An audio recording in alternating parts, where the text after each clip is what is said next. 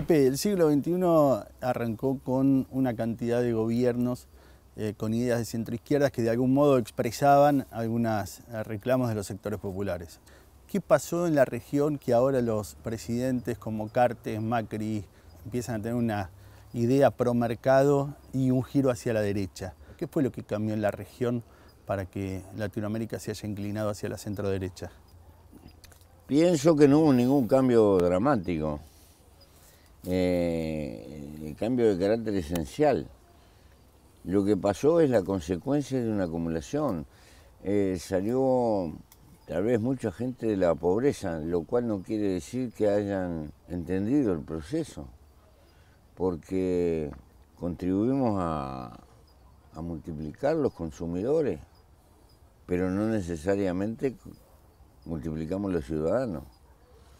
Entonces, naturalmente, inmersos en la cultura de esta etapa de las sociedades capitalistas, casi subliminalmente demandamos más. Y la cultura es lo más fuerte. El error de mi generación fue un idealismo de creer que cambiando las relaciones de producción y distribución teníamos un hombre mejor. Y no nos dimos cuenta que en realidad, si no cambia la cultura, si no cambia la cabeza, no cambia nada. ¿Y qué pasa? Lo más fuerte que tiene esta etapa del capitalismo es su cultura, que nos transforma a todos, o tiende a transformarnos a todos, en ansiosos compradores. Hasta el lenguaje, la innovación, que está de moda. La mayor parte de la innovación es una forma de revestir la competencia que hay entre el mismo artículo o cosas parecidas, aparentemente un poquito modificadas todos los días para que la gente compre. Y esa cosa que nos rodea de la mañana a la noche, compre esta bicicleta ergométrica que a usted, viejo panzón, le va a bajar la pulpa, y a la doña la convence que la cremita le va a sacar las arrugas, y dale, dale, dale, dale, dale. Y es un platal lo que gastan en propaganda porque le da resultado. Comprar cosas nuevas parece equivalente a ser más feliz. Esa cultura subliminal, no me refiero a la cultura que nos enseñan en los medios de enseñanza, me refiero a la que está difundida, es lo que asegura que la gente demande más. Y aquel que es superior a la pobreza y tiene un autito de clase, sí, ya quiere un auto más grande y necesita, y no tengo derecho, ¿y cómo no voy a tener? Y dale, y dale.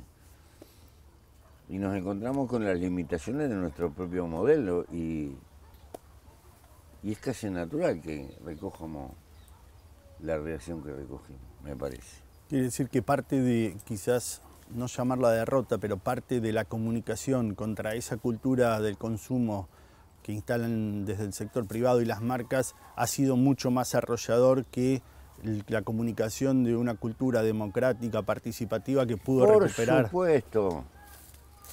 La otra es de la academia. Es la que podemos decir en el devenir. Pero la cultura consumista golpea todos los días en el seno de los hogares, de la mañana a la noche.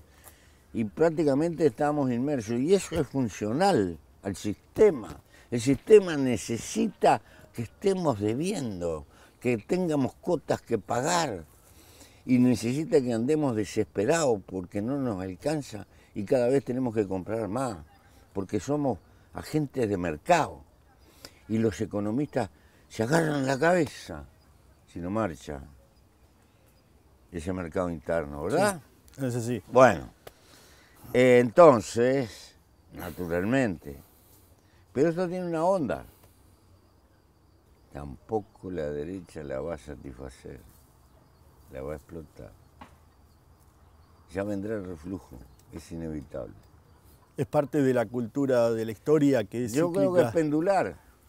Y si tuviera que esquematizarlo, hay tiempos que parece que son más bien de acumulación y tiempos donde la prioridad la tiene el reparto.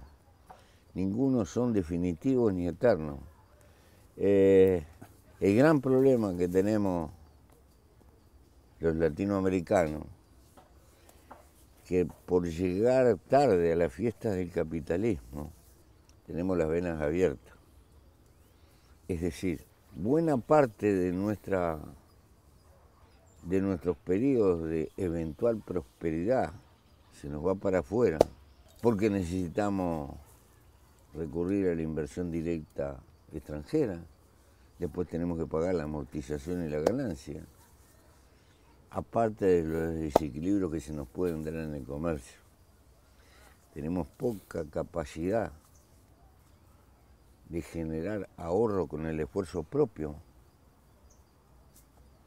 y porque estamos prisioneros de nuestra propia cultura y esa cultura nos hace también como países eternamente demandantes. Sin darnos cuenta queremos vivir como en el primer mundo, estamos como admirando el consumo del primer mundo, pero no somos. Acumularon mucho, saqueando a África, saqueando a la India, Hay una historia, 200 años atrás. Nosotros estuvimos ahí en el pelotón de los saqueados. Claro. Entonces... Pero aspirábamos a ser los saqueadores. Claro. Además estamos fragmentados, con ínfulas de grandeza. ¿Y en qué estamos fragmentados? Particularmente en la inteligencia. Nuestra inteligencia termina trabajando para el otro mundo, se nos escapan, nuestros mejores investigadores nos los llevan, no los cuidamos y no hemos podido dar pasos para integrar la inteligencia latinoamericana a favor nuestro. Y dependemos, tenemos que comprar conocimientos, somos dependientes, en fin. Fuera de cámara hablábamos de esta cultura capitalista y estos sistemas hiperpresidencialistas de la región en manos de algunos líderes que fueron muy significativos estos últimos años. Correa, Chávez, usted, Néstor Kirchner. Y hablábamos de esta crisis de la sucesión a partir de estos liderazgos fuertes y a partir de las conquistas sociales, sobre todo para los sectores populares, que hablábamos recién de la contradicción con la cultura capitalista. Y usted mencionaba la importancia de los colectivos para la durabilidad en el tiempo de alguna de estas conquistas que permanezcan y se consoliden. Si uno tiene la humildad estratégica de reconocer que vamos pasando, que la lucha es eterna y permanente, y que es en el fondo por mejorar la civilización humana, no solo por una cota de poder, se da cuenta que tiene que contribuir a crear la rueda de la historia, y esos son colectivos que quedan luego de nosotros. El mejor dirigente no es el que hace más, o el que ladra más, o el que tiene el letrero más grande, o marquesina, o aplauso, reconocimiento. No, el mejor dirigente es el que deja una barra que lo suplante con ventaja. Porque la vida se nos va y las causas quedan, y el camino queda. Y porque además antropológicamente somos gregarios, solo somos insignificantes, por poderosos que nos parezcamos que somos. Hay que detenerse un poco en las consecuencias de ser gregario, hay que repensar eso. La construcción de la civilización humana es la herencia más grande que recibimos cuando nacemos. Desde aquellos que descubrieron el fuego y la rueda, hasta los que han descubierto la biología molecular. Cuando nacemos recibimos, sin darnos cuenta, la herencia de ese formidable esfuerzo intergeneracional. Si no fuera, y eso es una construcción colectiva y de generaciones, andaríamos, no sé, ni con un cuero, si cada uno de nosotros tuviera que hacerse los zapatos, hacerse el traje, resolver personalmente los problemas para vivir, éramos inferiores a cualquier animal. Quiere decir que lo que se ha acumulado de generaciones que nos llegan a nosotros, y eso es construcción colectiva, eso va en contra del individuo, no, es lo que ampara al individuo. Lo colectivo es lo único que permite que el individuo no esté en soledad y enfrente a la vida con otras posibilidades. En el derecho antiguo, en las tradiciones antiguas, después de la pena de muerte, La pena más rigurosa era la timia, que te expulsaran de la comunidad, porque tenías que salir a vivir en un mundo feroz, sin respaldo colectivo. Esta etapa de la civilización trata de hacernos, de atomizarnos. Vivimos en la megalópolis, a veces en un bloque de apartamentos ni nos saludamos con los vecinos. Es el imperio de la soledad en el medio de la multitud. Porque cuanto más solos estemos, más manejables somos. Cierto. Nos tiende a creer que somos nosotros. Que he logrado esto por mi esfuerzo personal. No quiere decir que el esfuerzo personal no tenga importancia, claro que la tiene. La tiene siempre que esté el cosmos colectivo que nos rodea. Yo tengo un compañero en pila, me quieren en pila. Pero si me da un ataque cardíaco, preciso un cardiólogo, viejo. Eso me lo da la sociedad. Si salgo con el Fuca y se me rompe, tendré amigos, pero preciso un mecánico que lo entienda. ¿Está? Eso es la sociedad. No podríamos vivir sin eso. Pero sin embargo, esto lo olvidamos. Esto es tan elemental que rompe los ojos. Por eso hay que construir cuestiones colectivas. Pero también hay otra cosa. Cambiar el mundo no es changa, ¿eh? Tiene algunos inconvenientes. Y a veces nos han costado caro. Pero es como una avenida que pasan autos y autos van y vienen y es un loquero. No podemos evitar que pasen autos. Pero tenemos que aprender a cruzar la avenida sin que los autos nos pisen. La avenida es la vida. El cruce es el grado de independencia que tenemos acá. Si tenemos conciencia, la lucha es porque esta sociedad demandante no nos lleven del hocico. Porque creo, y este es un problema que tiene que incorporar la izquierda, o eso que llamamos izquierda, que llamamos progresismo, llamemos como quiera. No alcanza con el desarrollo económico, viejo. Hay que entrarse a preocupar por la felicidad humana, porque esta vida se nos va.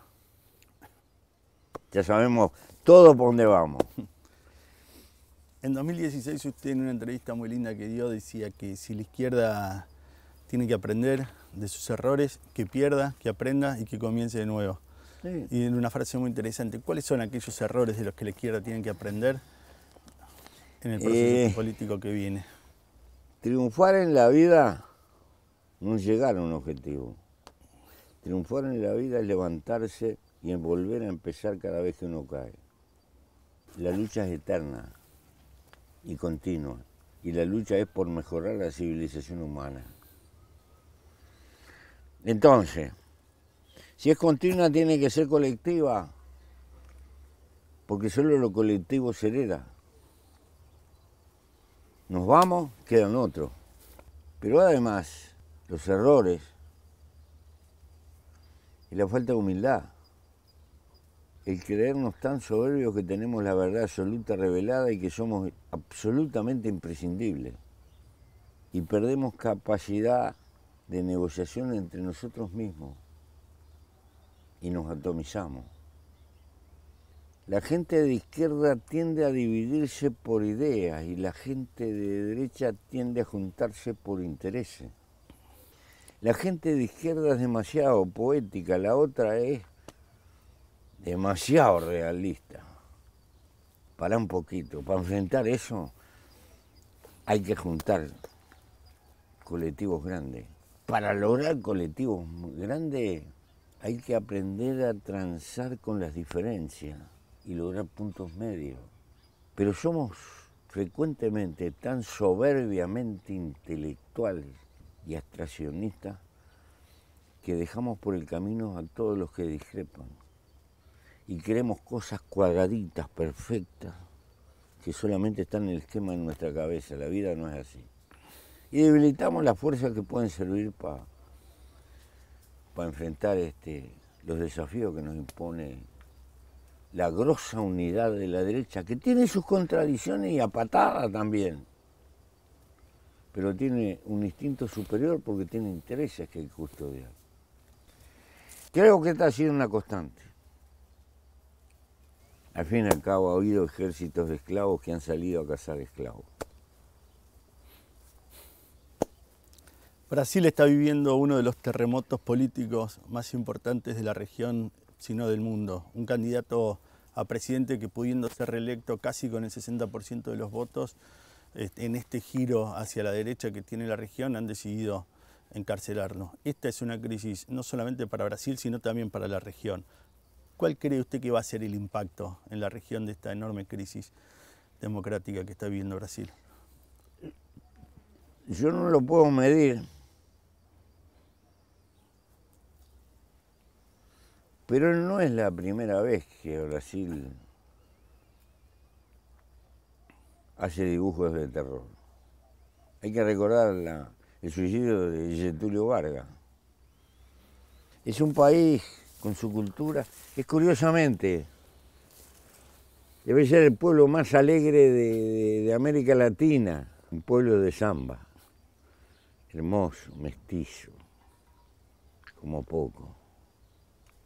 Después de Nigeria es la nación que tiene más morenos en el mundo, pero logró una independencia rara, el único país que no la tuvo que jugar con ejércitos improvisados. Se la entregó un emperador y de ahí en adelante toda la historia de Brasil es muy peculiar, en su grandeza y en su dolor. Lo que ha pasado con Lula, si hubiera sido en la Argentina, era un incendio. Sí. Le daban vuelta a Buenos Aires, por las tradiciones que tiene el pueblo argentino y por todo lo demás. Brasil no es así, es distinto, no tiene esa tradición de luchas colectivas, de masa, de punteros, de múltiples organizaciones sociales que se mueven. ¿En qué desemboca? No sé. Tengo una cuota de pesimismo, pero como estoy demasiado sazonado, un poquito demasiado usado, me puedo pasar de la raya. Porque se han hecho tanta barbaridad, hay que recordar lo de Dilma y eso, no parece que tengan espíritu de detenerse, así como así. De todas maneras, no la van a tener fácil, porque lo que estoy seguro, que parte de toda esa opinión a favor de Lula son las consecuencias sociológicas de las reformas conservadoras que están metiendo. Lo meten a Lula en cana, pero los efectos de las reformas que están metiendo lo siente la gente, y la gente se expresa políticamente. El PT, a la caída de Lula, estaba hecho pelota, y el PT sin Lula es muy poco, pero con Lula es mucho, porque es un símbolo que está nucleando todo eso. El fenómeno de la corrupción ha golpeado por toda América Latina, pero existe en el mundo entero. Pero es una cosa curiosa, porque en América Latina nos destripamos, entre otras cosas rompemos todas las empresas. La Volkswagen, la empresa de fabricación de autos más grande del mundo, se mandó una joda de carácter sideral. No hay nadie en cana y sigue facturando autos y paga multa. La banca Morgan la vacunaron con 3.000, 4.000 millones de dólares de multa, pagan y otra cosa, ¿verdad? Y así sucesivamente. Nosotros destrozamos todo. Y una empresa, yo que tengo una visión socializante, una empresa es también una construcción social. Las pocas que tenemos, cuando las dejamos destrozadas, ¿a quién favorecemos? A las multinacionales de afuera. Yo preferiría ponerlo adentro de una jaula y me seguís administrando esto, o intervenir, pero no matar. No matar a la empresa, porque la empresa es un esfuerzo colectivo, hay una acumulación de conocimiento, de experiencia, de funcionamiento. Romper eso es un disparate. Los europeos lo han aprendido perfectamente. Le hacen pagar una multa, tienen dinero, pero no matan las gallinas. Nosotros deshacemos todo. El fenómeno de la corrupción de la que usted hablaba es interesante porque atraviesa a izquierda y a derecha por igual. y pareciera ser más parte de la esencia del ser humano que un problema exclusivo de la política. Pero que en estos últimos años los sondeos de la opinión pública, que antes exclusivamente a la sociedad les preocupaba la seguridad, el desempleo, la educación, hoy parece ser una preocupación también de toda la sociedad. A riesgo de parecer ingenuo, me gustaría preguntarle cómo se combate la corrupción. Esto se toca con lo que dije en principio. Si de hecho se está sembrando la imagen que triunfar en la vida es tener plata, y eso es lo que estamos vendiendo como un modelo, y triunfador es el que gana mucha plata, ¿qué nos vamos a asustar de la corrupción? Es una consecuencia del modelo que estamos planteando. Y se lo planteamos a todas las clases sociales, y el gurí que nace en la pobreza y sale de caño, está enfermo de lo mismo. Y el burócrata que tiene un puesto importante en el Estado, está enfermo también de lo mismo. Es una consecuencia de esta cultura. No hay que asustarse, humildemente como lo veo yo. Entonces, recogemos lo que sembramos. Ahora bien, no sembramos una sociedad de santos. No nos preocupamos por una sociedad solidaria. Tácitamente nos preocupamos por una sociedad de hacer la tuya. Y mirá que con eso vas a ser más feliz. Y entonces, acá hay un problema de filosofía de la vida. El capitalismo necesita de que estemos ambicionando, queriendo, y comprando cosas nuevas y deseando, explotar, generar deseos. Porque paralelamente a esto tenés que hacerte esta pregunta. ¿Por qué hay tantos psiquiatras? ¿Por qué tanta enfermedad del valero? Por la frustración de no poder alcanzar lo que la sociedad nos plantea como un modelo de éxito. Bueno, parece que entramos en eso, en el siglo de las enfermedades neuronales, lo que está demostrando que algo anda mal. No puedo dejar de decir algunas cosas que voy a parecer algo así como un neoestoico. Pobre es el que necesita mucho. Es la vieja definición de Séneca. O la definición de los Aymara. Pobre es el que no tiene comunidad. El que está condenado a estar rodeado de soledad. ¿Qué pasa? Este ideal de vida que significa comprar más cosas, que está planteado, y que el éxito depende de la riqueza, no tiene fin. Y quedan por el camino los afectos. Porque para cultivar los afectos se necesita tiempo. En la edad juvenil el amor necesita tiempo. Las relaciones personales necesitan tiempo. Los afectos, porque el ser humano es muy emotivo. Muy emotivo. Primero sentimos, después pensamos. Esas cosas necesitan tiempo, pero si el tiempo de nuestra vida se gasta en la lucha por tener dinero para pagar las deudas que tenemos y en la cosa, ¿qué tiempo tenemos para nuestros afectos? Yo no quiero que a mi hijo le falte nada, pero boludo, le faltás vos, que no tenés tiempo jamás de salir con tu hijo. No joda, ¿qué querés? ¿Sustituir los afectos con juguetes? La cosa no va por ahí. Porque las cosas inertes no emocionan. Las emociones son consecuencia de las cosas vivas. Esto es tan elemental que agarramos tácitamente todo el sistema, nos lleva por un camino que es muy contrario a nuestro sentir. En realidad, cuando tú compras, no compras con plata. Compras con el tiempo de tu vida que tuviste que gastar para tener esa plata. Ojo, yo no hago apología del atorrantismo.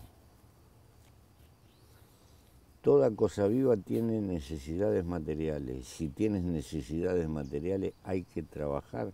Y el que no trabaja está viviendo a costilla de alguno que trabaja, garronea. Pero la vida no es solo trabajar, no me joda. Acá hay un concepto de límite que nos hace perder esta civilización. Hay un tiempo para trabajar, pero la vida no se hizo solo para trabajar. La vida tiene sentido para vivirla, porque es lo único que se nos va. Gasto tiempo para tener plata para comprar, pero no puedo ir al supermercado a comprar tiempo de vida. Entonces yo estoy canjeando tiempo de mi vida para tener plata para consumir más. Y si ese consumo no le pongo un límite, adiós. Por eso el concepto de límite, el viejo concepto griego, nada en demasía, es parte de defender la libertad. Porque ¿cuándo sos libre? Cuando estás sometido a la ley de la necesidad, no sos libre. Sos libre cuando tenés tiempo que tú lo usás en lo que a ti te gusta y a ti te motiva. Porque el concepto de libertad es muy abstrato, todo el mundo habla de la libertad. La ciencia contemporánea nos niega la existencia hasta del libre albedrío, pero no quiero entrar en eso, porque es como matar la poesía, no queda más nada. Nos mató el alma, nos mató a Dios, nos mató todo, no queda nada. Bueno,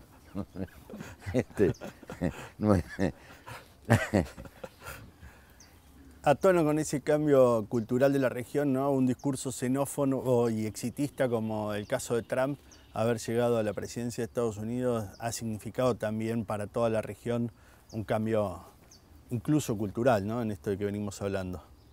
Sí, lo peor de todo esto que mi generación se creó con una amenaza que era el paraguas nuclear. Ahora tenemos otro paraguas, el paraguas del desequilibrio ecológico que desate cosas que no sabemos dónde nos pueden llevar. Y con una responsabilidad ausente de los gobiernos de los países centrales que asusta, que da miedo. Hay que tomar medidas de carácter mundial defendiendo la salud del barco en el cual andamos dando vuelta por el universo. Y no lo hacemos. Nada más ni nada menos. Sabemos todo lo que hay que hacer y lo que puede pasar, pero no lo hacemos. Y tenemos los medios para hacerlo. Yo creo que nunca la historia de la humanidad vio un desafío tan grande. Porque ni ignoramos lo fundamental de lo que está pasando. Hace 30 años nos pronosticaron cosas que se están dando y nos dijeron cuáles eran las medidas. Y permanecemos de brazos cruzados. Hay una responsabilidad criminal con el porvenir. ¿Será el bicho humano un animal tan estúpidamente inteligente?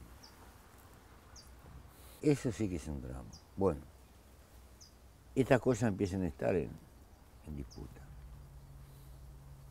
Usted hace un rato hablábamos de la izquierda, ¿no? Y los desafíos de la izquierda en este nuevo paradigma cultural que es el del consumismo y de la cultura capitalista.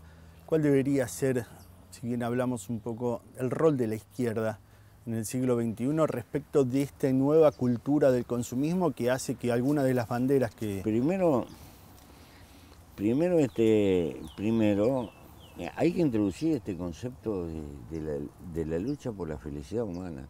Yo sé que la felicidad no se arregla por decreto o por imposición, pero si tú le empiezas a dar vuelta a esta idea matriz, te cambian los parámetros de todo. Una mentalidad que se preocupe de la felicidad humana va a generar parámetros industriales donde para construir un producto, cualquier producto industrial, tengas que pensar inmediatamente cómo se recicla y en qué se recicla. Porque estás obligado a seguir los caminos que te traza la naturaleza. ¿Tú viste que la naturaleza haga basura? No, la naturaleza hace cosas que fermentan y se vuelven a incorporar y otra vuelta empiezan en la cadena de la vida. Tenemos que imitar a la naturaleza. Tenemos que tener parámetros industriales de no hacer basura, sino de generar a su vez materia prima de alguna forma. Desde el momento que lo concebimos se recicla. Si tú piensas en la felicidad humana, te cambian las ideas del urbanismo. La megalópoli es un disparate para la felicidad humana. ¿Cómo vas a condenar a la gente que tenga que viajar 3 horas por día para ir a trabajar? Estamos locos. Y después, como es tan grande, hay que agujerear por abajo y gastar una fortuna y después poner puentes por arriba y no se termina nunca. Si pensás en la felicidad humana, vas a hacer ciudades amigables, pequeñas, que pueden estar encadenadas en una vía de tren. Entonces la gente va a caminar y se conoce, se saluda y tiene una cosa. ¿Qué necesidad de hacer estos monstruos que son una verdadera condena con todos los problemas que generan después de seguridad, etcétera, etcétera? Y así los mayas tenían control territorial. Una ciudad había que hacerla a 8 días de caminar de otra. La civilización humana pegó saltos en ciudades pequeñas. Las ciudades viejas de Grecia eran casi 150. Las ciudades del Renacimiento. Las ciudades que le dieron origen al capitalismo, a la Liga Hanseática, eran pequeñas. Las megalópolis son un monstruo. Porque ¿quién las hace? El interés inmobiliario. El motor de la megalópoli es precisamente los intereses inmobiliarios. Y esto porque no hay una mentalidad previa de pensamos en el negocio, en el que no pensamos en la felicidad de la gente que vive ahí. Entonces no importa que hagamos una cosa para complicarle bien la vida, bien complicada. Después nos tenemos que llenar de autos, pero las calles nos dan. Y nos andamos pechando. Y perdemos mucho tiempo y nos enojamos. Y nos peleamos en la ruta, nos puteamos.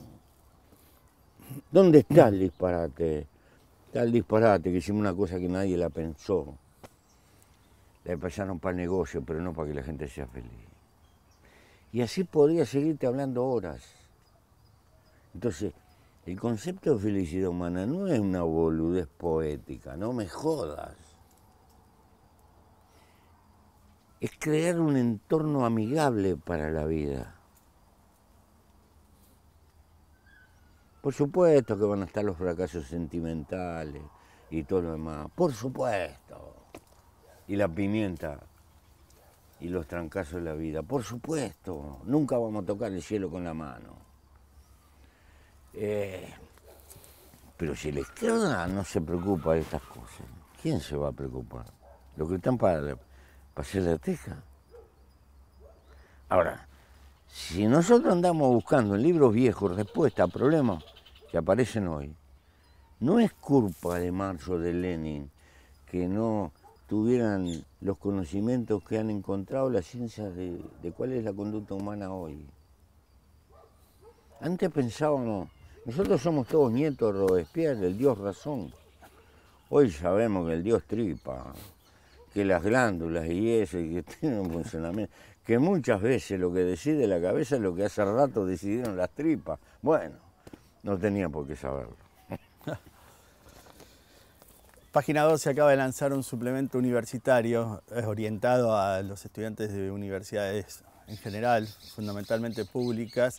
En Argentina existen muchas universidades y se han creado muchas este último tiempo y queríamos conocer su opinión, su consejo para los jóvenes que probablemente hoy estén en las universidades y que sean probablemente los dirigentes. Los trabajadores de mi época eran tipo, hablábamos del proletariado, tipos de brin que usaban gorra y todo eso. Los trabajadores del futuro son todos pisos universitarios, porque los que no se han calificado no dejan plusvalía. Los que van a dejar plusvalía son esos. Tienen una enorme ventaja los antiguos. Van a ser más cultivados, y una enorme debilidad. Van a ser más débiles, porque son más modernos, menos primitivos. Tienen mejor cabeza, pero son más flojitos el cuerpo. Es decir, más débiles para soportar las durezas de las privaciones. y las trampas de la vida, mucho más inteligente para poder avisorar camino. Vaya contradicción. Pero no es... Te das cuenta que yo ya estoy muy usado, ¿no? No voy a ver ese mundo. ¿Cree que la política sigue siendo la herramienta principal para la transformación de la sociedad? La política es una necesidad inevitable, porque es consecuencia del carácter gregario del hombre. No podemos vivir sin sociedad. Estamos condenados a vivir en sociedad, no somos felinos. Los felinos pueden vivir solos, se juntan apenas para parearse. No, nosotros somos gregarios, nos demos cuenta o no antropológicamente. Somos tan gregarios que nos hacemos hincha en cuadro de fútbol, que es una sociedad anónima, y gritamos como locos con una pasión terrible, el Barça. Es una máquina de negocio, y gritamos como locos y nos fanatizamos. No es por el Barça, es que nosotros lo necesitamos. Bueno, si estamos condenados y necesitamos sociedad, tenía razón Aristóteles, el hombre es un animal político, porque la sociedad significa conflicto. Y si hay conflicto, alguien tiene que mediar, laudar, para que la sociedad exista. Aún aquellos que dicen, no me interesa la política, es una posición política. La política está metida en todo. El problema es que en las últimas décadas la política la han estado reduciendo a un apéndice de la econometría, por un lado. Parece que la política es solo la marcha de lo económico. Y segundo, la política, que en el fondo es un derivado de la vida de la polis, de la vida de la sociedad, de la vida social, también expresa los duelos y las diferencias que existen entre las clases sociales que componen una sociedad. Por eso, la política está condenada a ser parte de los conflictos. Me parece un camino inevitable. Ahora, aquí hay posiciones distintas y este es un problema que tiene la izquierda. La sociedad es consumista y esta etapa que estamos, tienden la mesa y te invitan al banquete de la mesa. Es como si te dijeran, mirá que también hay para vos. ¿Qué quiero decir? Inventamos la república con la idea de que los hombres somos iguales, por lo menos ante la ley. Todos sabemos que hay algunos que son mucho más iguales que otros. ¿Qué vamos a ser iguales ante la ley? El que tiene mucha guita tiene abogados mucho mejores. Pero igual es una afirmación de principio que hay que defenderla. Debiera ser un camino ideal por el cual luchar. Los defectos que tiene no quiere decir que tengamos que volver al absolutismo. No merece ser despreciado, hay que defenderlo. Pero me parece que los que rengueamos por la parte izquierda, o los que tenemos un sentimiento solidario, no debiéramos de desviar nunca nuestra forma de vivir y vivir como vive la mayoría en nuestro pueblo y no como viven las minorías privilegiadas. La izquierda tiene que cultivar una conducta. La mesa ubérrima a la que nos invitan los señores, por urbanismo tal vez tengamos a veces que sentarnos y concurrir, pero no es nuestra mesa. Nuestra mesa es la mesa común y corriente del pueblo común y corriente. Hay que vivir como se piensa, porque de lo contrario terminamos pensando como vivimos. No puedo luchar por la igualdad, pero mientras tanto exploto la desigualdad. Necesitamos esa coherencia, no en el discurso, sino en la forma de vivir, para el que vive, porque ese es un mensaje que se comunica con la gente. La izquierda del futuro debe de defender eso y debe de preocuparse de esto. Yo no puedo cambiar la realidad de muchísima gente que está muy jodida. Y si no lo puedo hacer, tengo que vivir a tono como vive la mayoría de la gente de mi sociedad. Porque eso es la república, eso es el republicanismo.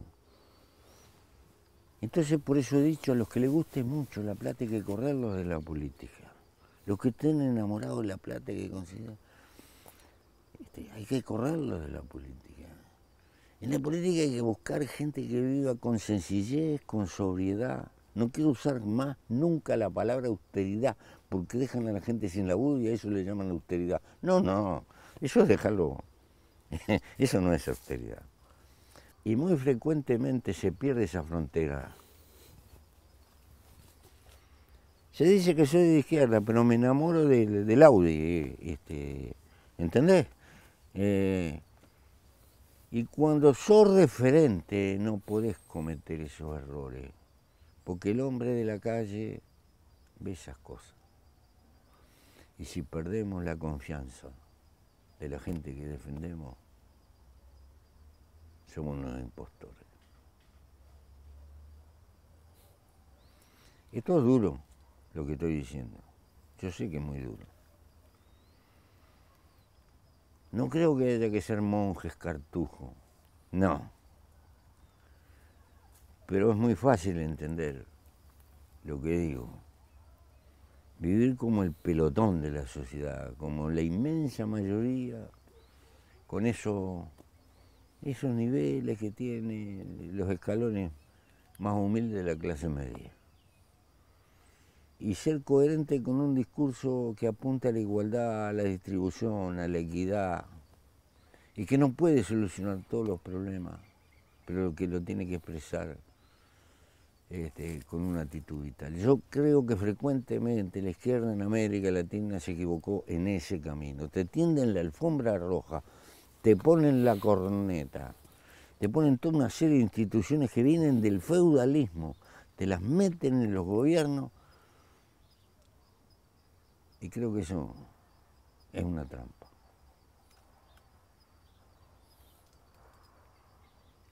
Soy desconfiado viejo. Allá por la época de Nikita Khrushchev fui a la Unión Soviética y me llevaron a un hotel que se llamaba el Baltia. Había unas alfombras que me hacían cosquillas en los tobillos. Y yo me hago la pregunta, ¿y para qué hicieron un hotel con este lujo, una revolución proletaria? Ya no me gustó. Y empecé a mirar y me di cuenta que empezaba a haber una clase acomodada que vivía. No. Guarda. La forma de vivir también tiene que ver con lo que terminás pensando. Pero además, esto se toca con la libertad. Si no andás en la vida liviano de equipaje, tenés que preocuparte después de una cantidad de cosas materiales que te rodean. Todo es complicado y difícil. Muchos sirvientes, muchas cosas, que te afanan esto, que te afanan otro. Hay que poner el cagüete para que vigile a los otros que están laburando.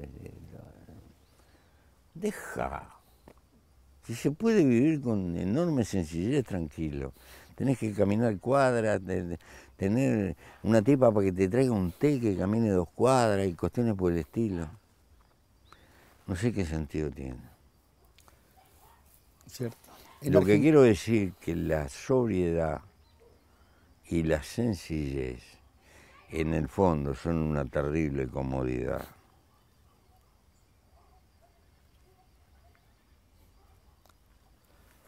En la Argentina hoy se está discutiendo en el Congreso una ley a favor del aborto legal. En su gobierno se discutió una ley parecida en Uruguay. ¿Qué experiencia le dejó esa discusión? No se puede discutir el punto de vista solo de aislar un problema en esto. Pero de que el mundo es mundo, hay aborto. Cuanto más oculto y menos reconocido lo tenemos, más perjudicamos a las mujeres pobres. Castigamos doblemente a las mujeres pobres. Porque muchas veces no tienen ninguna alternativa ni ningún respaldo. Por ese lado perdemos vidas jóvenes. El paso a la legalización parte de este primer escalón. Primero tenderle una mano social a la mujer si quiere retroceder en la decisión que tome. Si lo tenemos como un fenómeno clandestino, eso es imposible. Es decir, una atención social y psicológica de ayudarla si quiere retroceder. Porque yo me pregunto, una piba de 15, 16 años con padres conservadores, tiene un cuadro de la gran flauta, ¿no? Está sola. Bueno, y así hay infinitas situaciones. Creo que se terminan salvando más vidas con un procedimiento así, de cara, de frente, reconociendo la realidad, que en el otro, decir, no, el aborto, no, pero sigue existiendo. Porque somos hipócritas si no nos enteramos de que existe. Y que termina en una sociedad del mercado, siendo un estupendo negocio para algunos y caro, y un veinteneo para las clases sociales más débiles. Más claro, las mujeres que tienen la necesidad de abortar y que tienen poder económico van a resolver el problema clínicamente bien atendidas. Las mujeres que están en el fondo de la sociedad, que tienen problemas sociales, se van a jugar la vida. Por esto nosotros decidimos, porque no es que no me gusta o no me gusta, el problema es, existe. Esto es una realidad social, existe. Y no querer ver lo que realmente existe es aumentar los peligros que tiene en sí. Por eso, este es un problema que hay que verlo con seriedad, con mucha seriedad. Lamentablemente lo deberían de decidir las mujeres y los hombres tendríamos que callarnos la boca. Me parece que los hombres que en los escalones más pobres de la sociedad solemos tener una conducta escapista. Dejamos a las mujeres con hijos y nos vamos. Frecuentemente. O tenemos que inventar leyes para meterle la mano en el bolsillo porque la pareja se rompió y después no se hace frente a las consecuencias que tuvo. ¿Verdad? Sí. Todo eso existe. Todo eso. Así que no somos tan poéticos. Yo sé que mucha gente va a discrepar con mi forma de pensar. En el Uruguay esta manera de pensar no se puede tapar lo que existe. Nos llevó que en 1912 hubo un gobierno que le dio el divorcio a la mujer por su sola voluntad, que reconoció la prostitución y la organizó, carnet de salud y aportes sociales. ¿Por qué? ¿Porque me gusta la prostitución? No. Pero existe, es tan vieja como el mundo. Y no porque a un gobierno se le ocurra que no existe, no va a dejar de existir. El alcohol, el chupe, por favor. Pero ya por 1915, mire la época que estoy hablando, hubo un gobierno acá que no se le ocurrió la ley seca como en Estados Unidos. No, nacionalizó la producción de alcohol de boca para garantizar que fuera un alcohol bueno, porque se entreveraba con alcohol de madera. Y lo cobraba un poco más caro y de ahí sacaba recursos para atender salud pública, entre ellos las consecuencias del alcoholismo. Esa filosofía ha estado muy metida en el Uruguay. No negar la evidencia de la realidad y tratar de organizarla lo mejor posible. Bueno, me considero un humilde heredero de esa tradición. Es lo mismo que la actitud que sumamos con la marihuana. ¿Qué? ¿La marihuana es una maravilla? No, es una joda. Yo no creo que ninguna adicción sea buena. No creo. Sí, pero hay un montón de muchachos que le dan a la falopa. Si la intentamos legalizar, por lo menos tenemos un elemento de control. Y le damos un golpe al narcotráfico. ¿Por qué? Por el lado de romper el mercado. De dejarlo sin asunto. Porque la otra pelea, la policial, la represión policial, estamos cosechando un estupendo fracaso.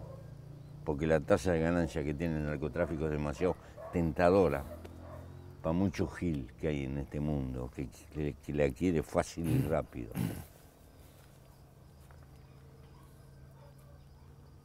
Sabés que hay una cierta armazón en todo. No negar la evidencia de la realidad.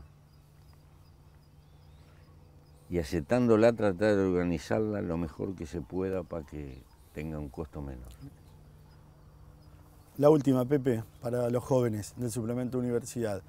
Dentro de esta cultura del consumismo que veníamos hablando, en donde son socializados la mayoría de los jóvenes hoy, han sido y son permanentemente estigmatizados por los medios de comunicación y muchas veces por los adultos.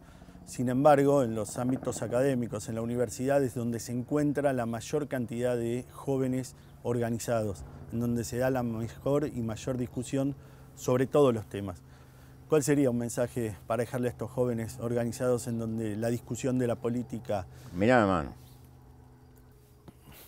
donde yo he visto gérmenes de un futuro más comprometido y más generoso, de un hombre mejor, es en el piso de las universidades del mundo.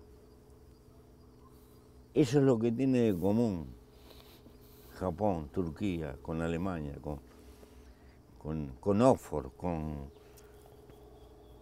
Nueva York, con México, con la Argentina, con Brasil. El mundo que viene, no por bueno,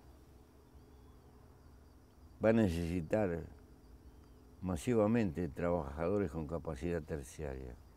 El mundo que viene va a multiplicar las universidades porque lo precisa.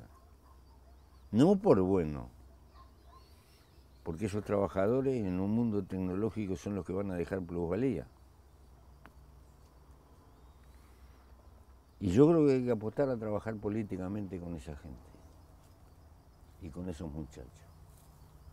Más, trabajar en ellos cumple el papel que cumplía en mi juventud el trabajar con los obreros. Y hay que dedicarle gran esfuerzo político, porque para donde se vaya volcando esa gente va a ser el mundo del futuro. Pero hay que discutir, además de econometría, un poquito más de estas cosas que hemos estado hablando. Muchas gracias, Pepe. Suerte.